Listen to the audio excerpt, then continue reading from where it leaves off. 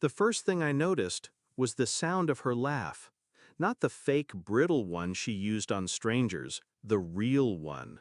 The laugh she only used when she thought she'd won. I was already seated, 2 tables away, back to them. I didn't turn around immediately. I wanted the moment to stretch, to burn. The waiter poured my wine. My hand didn't shake, not even once. It took 3 deep breaths before I glanced over my shoulder, and there she was, my sister, in my engagement dress, hairpinned the way I'd planned to wear it next month. Across from her sat Daniel, my fiancé. His hand was on hers. Our restaurant, our table, my life. Before Daniel and I met 3 years ago, he wasn't lightning. He was gravity. The kind of man who made you feel like the center of his universe. He memorized the way I took my coffee, kissed my forehead in public, and told me I was the safest place he'd ever known. And my sister, Leah, she was the wild one, always competing, always testing boundaries. We were close once, until I started winning the things she wanted. Jobs, friends. Now, apparently, men. When Daniel proposed in that same restaurant last winter, Leah cried louder than me, told me I was the luckiest girl alive. I believed her. Cracks. It started small. Texts Daniel wouldn't explain. Leah suddenly too busy to see me, except when Daniel was around. Her compliments became sharper, edged with something I couldn't name. Then, 2 weeks before the engagement party, I found her scarf in Daniel's car. He swore she'd left it there after a family lunch. I smiled, nodded, pretended to believe him. But inside, I started counting days. The evidence. I didn't snoop. I waited. And last Thursday, fate handed me proof. A friend texted, "Isn't this your sister? She's at Jardin with a tall guy. Looks like your fiancé." She sent a photo. Leah, Daniel, same table where we'd celebrated our anniversary. His tie loose, her hand on his thigh. I stared at the image for a full minute. Not angry, not crying, just cold. The shift. People expect you to break when your heart does. I didn't. I became precise. First, I moved my savings into a private account. Quietly canceled the joint credit card. Then I called the restaurant, reserved the table directly beside theirs for Saturday night.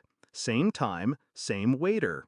I picked my black dress, the one Daniel hated because it made me look unapproachable. Perfect. Saturday.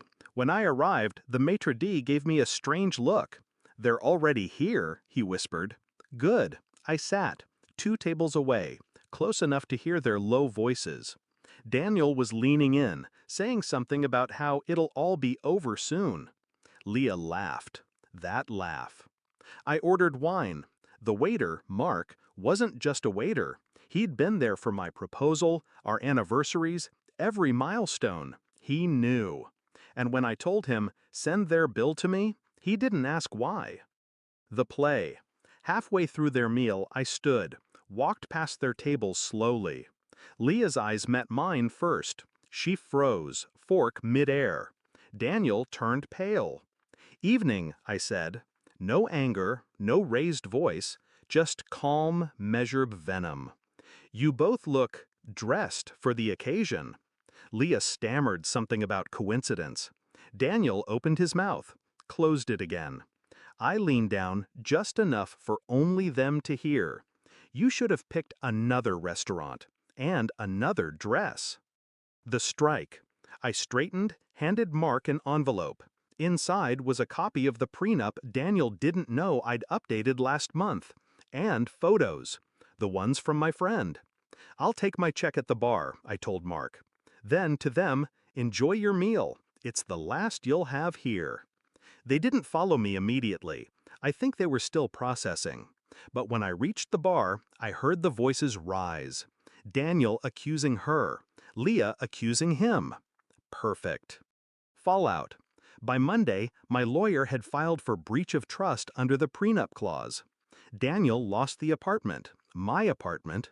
Leah's husband, Oh yes, she was married. Got the photos too. By Tuesday, she was living at our mother's, pretending it was temporary. Daniel? Sleeping in a hotel, last I heard. Now, I don't miss them. I miss the version of me who thought they were mine. But she's gone. What's left is sharper, quieter. And when I hear laughter in a restaurant now, I don't flinch. I just listen. Because I know exactly what to do with betrayal when I hear it. Final line. They taught me the difference between love and ownership. Now, everything I own stays mine.